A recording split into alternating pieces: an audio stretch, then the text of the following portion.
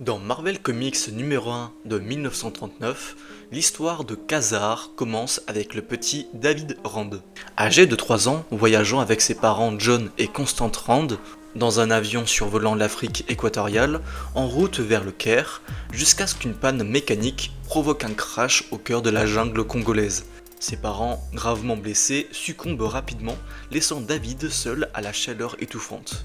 aux animaux sauvages et à la faim. Et le jeune garçon apprend à survivre en imitant instinctivement la vie des bêtes, grimpant aux arbres, chassant pour se nourrir et se cachant des prédateurs. Jusqu'au jour où il sauve un immense lion pris dans des sables mouvants qu'il nomme Zar. Établissant avec lui un lien de respect et de fraternité, peu après, des aventuriers criels dirigés par Paul de Kraft arrivent dans la jungle pour exploiter ses richesses et, après avoir tué son père et menacé sa vie, sont effrayés et repoussés par Zar, qui sauve David, scellant définitivement leur alliance et faisant naître Ka-Zar, qui veut se traduire par frère de Zar. Un jeune garçon capable de dominer la jungle grâce à son courage, son intelligence et sa force, vivant désormais parmi les animaux comme l'un des leurs, se forgeant une réputation de protecteur et d'aventurier sauvage, intervenant contre les chasseurs, les criminels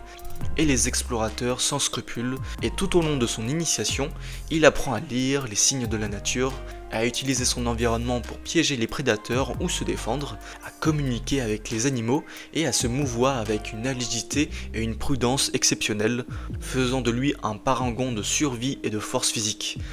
Témoin des dangers extrêmes de la jungle et du caractère brutal des hommes, tout en conservant une force d'innocence juvénile qui contraste avec la violence de son monde,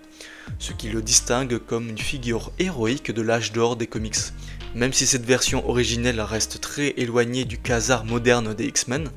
incarnant surtout l'archétype du jeune Tarzan, à la fois vulnérable, courageux et en symbiose avec la nature hostile, qui devient son seul foyer.